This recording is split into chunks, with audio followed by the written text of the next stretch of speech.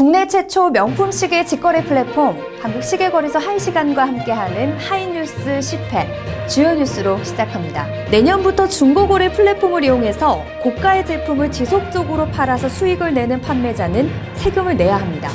정부가 오는 7월 관련 세법 개정안을 발표할 예정입니다. 프랑스 명품 브랜드 디올이 지난해 한국에서 2배 매출과 영업이익을 올렸습니다. 에르메스, 루이비통, 샤넬에 이어서 4대 대표 명품으로 자리 잡을 수 있을지 기대를 모으고 있습니다. 이 두 가지 내용 시계플러스에서 자세하게 짚어봅니다. 실제 거래 결과와 HPI 지수를 바탕으로 현재 시계 시세를 전합니다. 위클리 업데이트 준비되어 있습니다. 최근 중고거래 애플리케이션 또는 인터넷 사이트에서 명품 시계를 포함하는 고가 명품을 거래하는 사례가 늘어나고 있습니다. 하지만 작년 말부터 중고거래 판매자들이 과세를 피하기 위한 수단으로 이 모바일 플랫폼을 이용한다는 지적이 있었죠. 정부가 내년부터는 상습 고액 중고거래 판매자들에게 세금을 물리기로 하고 부가가치세법을 개정하기로 했습니다. 오늘 하이뉴스 첫 소식은 중고거래 플랫폼 관련 과세 내용으로 시작을 합니다. 이 중고거래 플랫폼 과세 논란은 작년 당근마켓에서 올라온 한 판매글에서 시작합니다. 작년 10월 당근마켓에 값비싼 명품 시계부터 액세서리까지 약 130억 원에 달하는 중고물품 판매글이 한 아이디로 올라왔습니다. 판매 물품을 보면 롤렉스 GMT 마스터2가 1억 6,500만 원, 피아제 폴로 남성 시계가 약 9천만 원, 롤렉스 데이데이트가 4,800만 원에 올라왔습니다. 이 판매글을 본 네티즌들은 판매자가 직거래인점을 이용해서 탈세를 하려고 당근마켓을 이용하는 것 아니냐는 의혹을 제기했습니다. 이 중고거래 탈세 문제에 대한 지적은 또 있었습니다. 작년 10월 국회 기획재정위원회 국정감사에서도 과세 사각지대를 줄여야 한다는 지적에 이 당시 참석한 김대지 국세청장은 기획재정부와 협의를 거쳐 개선 방안을 제시하겠다고 밝혔습니다. 정부는 올해 7월 부가가치세법 개정부터 착수한 이후에 자료 확보를 위한 근거를 마련한 뒤 영리 행위로 보는 거래 횟수와 금액 기준을 추가로 논의할 예정입니다. 다음은 명품 소식입니다. 에르메스, 루이비통, 샤넬을 줄여서 일명 에루샤라고 부르죠. 이 3대 대표 명품 브랜드에 이어서 디올까지 지난해 한국에서 역대 최고 수준의 매출을 올렸습니다. 지난 12일 금융감독원에 게재된 자료를 보면 루이비통 코리아의 지난해 매출은 1조 4,681억 원으로 2020년보다 40% 급증했고 영업이익은 2배 정도 늘어났습니다. 에르메스 코리아의 지난해 매출은 5,275억 원, 영업이익은 1,704억 원으로 전년 대비 매출 26%, 영업이익 28% 늘었습니다. 그리고 곧 실적을 발표하는 샤넬 역시 매출액과 영업이익 모두 지난해보다 훨씬 증가할 것이라는 전망이 나옵니다. 눈에 띄는 변화는 바로 디올입니다. 디올의 한국 법인인 크리스찬 디올 꾸띠르 코리아는 지난해 6,100억 원대 매출을 올려서 전년 대비 88% 급증했고 영업이익은 2배 이상 올랐다고 발표했습니다. 디올은 이 기세를 몰아서 서울 성수동에 단독 매장을 준비 중이고 7월에는 더 현대서울 매장 오픈을 앞두고 있습니다. 디올이 에르메스와 루이비통, 샤넬과 함께 4대 명품으로 자리 잡을 수 있을지 관심이 모아지고 있습니다. 시계플러스였습니다.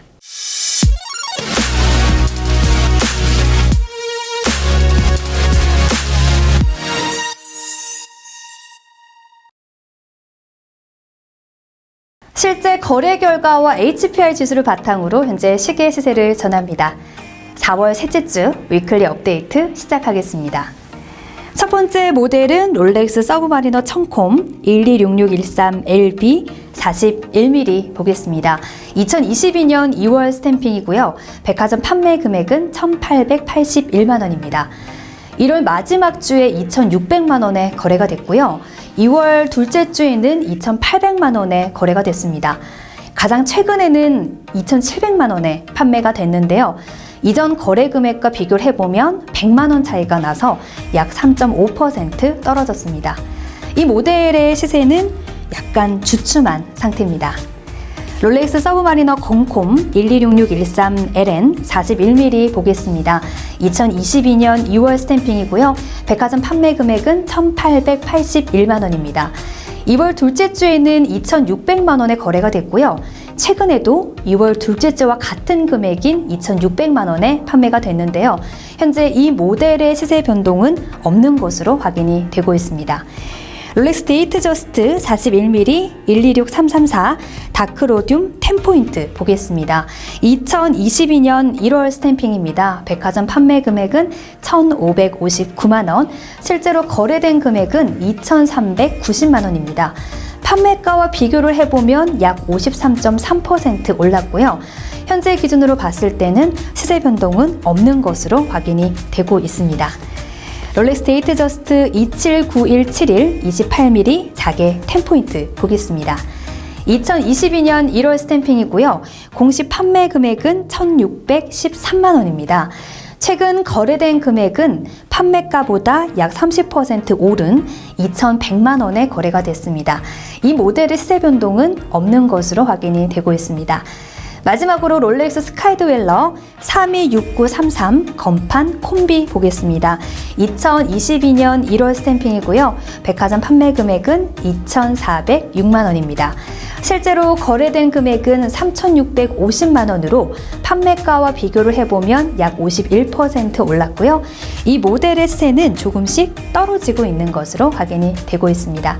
이외에 다른 모델들의 시세를 알고 싶으신 분들은 한국시계거래소 하이시간 홈페이지를 방문하시거나 문의전화 1644-5751번 열려 있습니다.